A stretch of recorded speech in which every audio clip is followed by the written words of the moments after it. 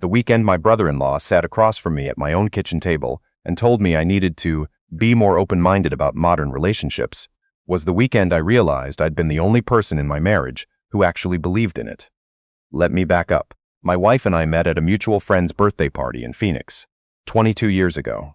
She was standing near the back of the room, laughing at something the host said, and I remember thinking I had never seen someone laugh that completely, like nothing else in the room existed. I introduced myself. We talked for 4 hours. I drove her home. We were engaged 11 months later. We built a good life. Nothing glamorous, nothing that would make a magazine spread. I worked in commercial HVAC, project management, mostly. She ran the office side of her family's landscaping business. We bought a house in Tempe when the market was still reasonable. We had our daughter, and 3 years later our son. We coached Little League. We argued about whose turn it was to call the plumber. We were, by every measure I understood, a normal married couple who had chosen each other and were still choosing each other 2 decades in. I'm not saying it was perfect. No marriage is. There were dry stretches, distracted years, seasons where we were more roommates than partners. But we always came back to each other. At least I thought we did. Her younger brother had been around for as long as I'd known her. He's the kind of guy who reads one book about psychology and then uses the vocabulary on everyone for the next 3 years. Polyamory, ethical non-monogamy, attachment theory. He'd cycled through all of it after his second divorce. He and his wife, if you could even call her that anymore, had tried opening things up, and he seemed to think that because it hadn't completely destroyed him yet, it was wisdom he was qualified to share. My wife had always been close to him. I respected that. Family is family. But somewhere in the year before everything fell apart, the two of them started spending a lot more time together. Long lunches. Weekend visits when I was working. I noticed it, but didn't read into it. They were siblings. It wasn't my place to count their hours. The first sign, the real first sign, not the ones I invented in hindsight, was a conversation she tried to start one night in March. We were in bed, both reading, and she set her book down and said she'd been thinking about something. I asked what. She said she'd been feeling, for a while, like she was missing experiences she should have had when she was younger. I put my own book down. I asked what kind of experiences. She looked at the ceiling and said she didn't know exactly. Maybe just freedom. The ability to connect with people without everything being so permanent and obligated. I didn't react the way I probably should have. I got quiet. I asked if she was unhappy. She said no, not unhappy, just curious. That was the word she used. Curious. I told her I'd heard her. I told her I needed some time to think about what she was saying. She nodded and picked her book back up, and that was that for about 6 weeks. The second conversation happened at the kitchen table on a Saturday morning. Her brother was there. I hadn't known he was coming. I came downstairs in my work clothes because I had a half day on a commercial job that had fallen behind schedule, and they were both sitting there with coffee, and they had the look of people who had been in the middle of something when they heard me on the stairs. My brother-in-law opened. That should have told me everything. He said something like, "Look, we just want to have a real conversation with you." He said my wife had been feeling constrained. He said a lot of marriages evolve, that the traditional model isn't the only model, and that plenty of couples find more fulfillment when they're honest about their individual needs. He was calm, practiced, like he'd rehearsed it. I looked at my wife. She was looking at her coffee cup. I said, directly to her, "Is this what you want?" She looked up and said yes. She said she'd met someone she had feelings for, and she didn't want to have to hide that. She said she wasn't asking to leave me. She was asking me to be flexible. I want to be clear about how I felt in that moment, because I've had a lot of time to sit with it. I didn't rage. I didn't throw anything. I felt something go very cold and very still inside me, the way a room gets when the power cuts out. Everything just stopped. I asked her how long. She said, "What do you mean?" I said, "How long has this been going on?" She said she'd been talking to him for about 4 months, but that nothing physical had happened yet. Her brother jumped in here to say that really wasn't the point, that what mattered was how we were going to move forward. I stood up from the table and went to the garage and sat in my truck for 40 minutes. Then I drove to work. I didn't call a lawyer that day. I should have, and if you're reading this and you're in a similar situation, let me tell you clearly, call a lawyer the same day. Don't wait.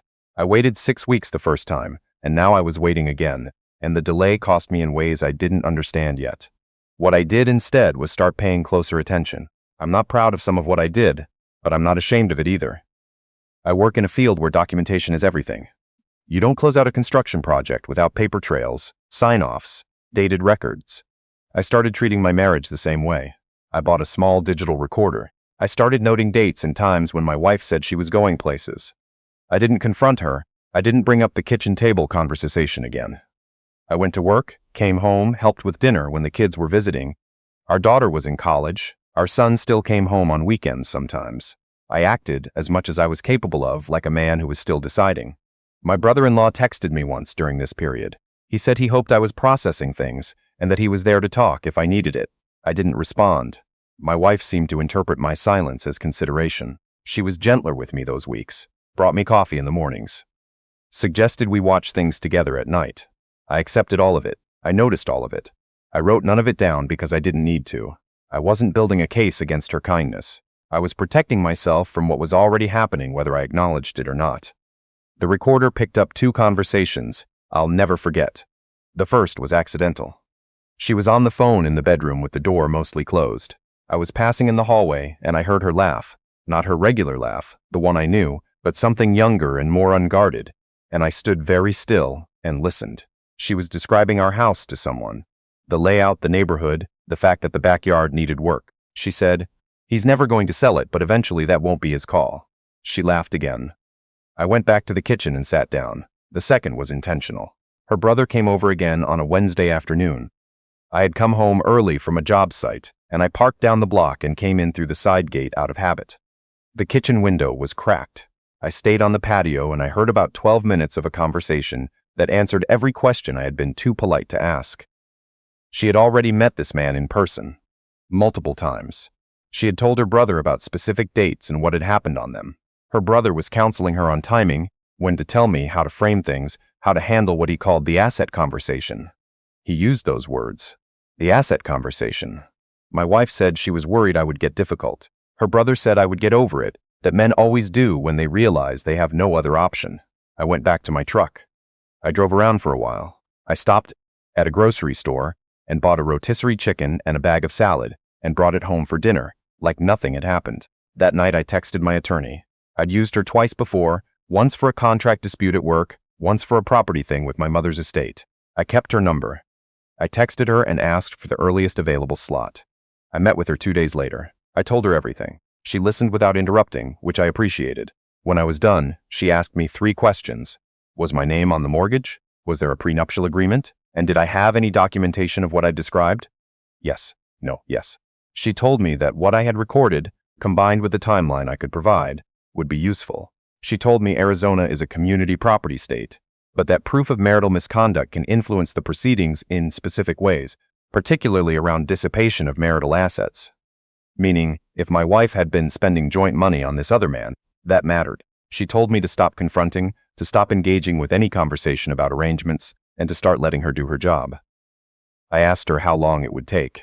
She said, longer than I wanted and faster than I feared. I went home and I started making a different kind of list.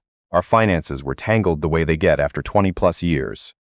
Joint accounts, shared credit cards, a retirement fund, the house, her family's business, which I had nothing to do with officially but had certainly heard about enough. I spent 2 weekends, while my wife thought I was watching football, quietly photographing account statements, property records, insurance documents. Not taking them, not moving them, just creating a record that they existed and what was in them. The week before I filed, my daughter called me. This is the part that still sits heaviest. She's 24. She was always close to her mother. I understood that. I never tried to compete with it. But she called me from college on a Tuesday night, and within about 3 minutes I understood that her mother had talked to her. Not in general terms, specifically. My daughter knew about the other man.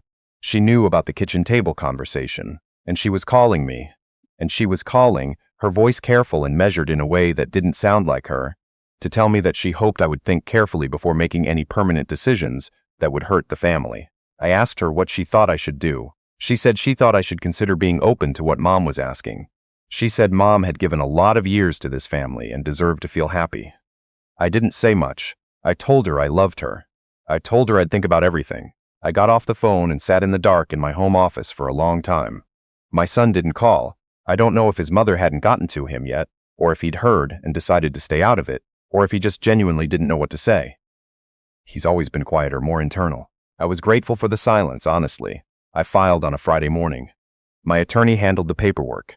I had moved a portion of my personal income, nothing that was joint, Strictly money I had earned in the previous pay period and not yet deposited to our shared account, to a separate account, the week before. My attorney said this was appropriate given the circumstances. I was not hiding assets. I was protecting money that was legally mine from being moved before the process could begin. I did not tell my wife I was filing. She found out the way you find out when someone files. A process server came to the house on a Monday afternoon while I was at work. She called me 17 times between 2 p.m. and 6 p.m. I let it go to voicemail. When I finally listened to the messages that evening in my truck, they went in order from disbelief to anger to tears, to something that sounded almost like respect, or at least the acknowledgement that she'd underestimated me. Her brother called too. Once, he left a message that was longer and considerably less measured. I saved that one. My daughter called the next morning. She was upset and confused and asked me why I hadn't told her what I was planning. I told her gently that I had done what I needed to do to protect myself, and that the decisions her mother and uncle had made were the reason we were here, not any decision I had made. She got quiet. She didn't hang up. We sat on the phone in silence for a while, and then she said she needed some time, and I said I understood. The house went through mediation. My wife had believed, based on conversations I had apparently not been aware of, that she would be remaining in the house. Her brother had given her some version of events in which I would be the one to leave. My attorney, with the documentation I had provided and the timeline we had built, made clear that this was not the reality we were operating in.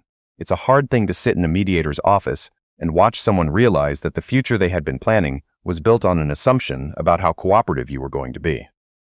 I'm not saying I enjoyed it. I'm saying I understood, in that room, that the version of me they had been planning around, the one who would quietly absorb whatever was decided for him, had not been accurate. My wife and I reached a settlement. I won't go into every detail because some of it is still in the rear view and I'm not interested in relitigating it publicly. What I'll say is that the documentation mattered, the timeline mattered, and having an attorney who knew what she was doing mattered more than anything else. My wife moved into an apartment. Her brother helped her move, which struck me as appropriate.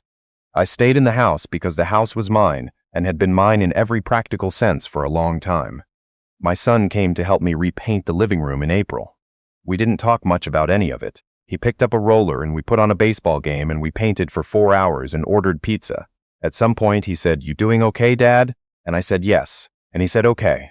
And that was more than enough. My daughter and I are still finding our way back. It's slower than I'd like. She had to sit with the fact that she'd been recruited into something without fully understanding what she was being asked to do. That's not her fault. She's young and she loves her mother and she believed what she was told. I don't blame her. I just need us to be honest with each other, and that's taking some time to build back. I'm 51 years old and I spent 22 years building a life with someone who decided somewhere along the way that I was a problem to be managed rather than a person to be loved. That leaves a mark. Some mornings I wake up in the house that I kept, and I make coffee, and I stand at the kitchen window, and I feel the weight of all of it. The years, the decision, the version of the future I thought I was going to have. But then I drive to work. I do my job. I come home to a house that is clean and quiet and entirely my own. And that, after everything, is more than I thought I was going to end up with when I was sitting in my truck in front of my own house, trying to figure out how to walk back inside. The people who count you out before asking you a single question are usually wrong about you. Remember that.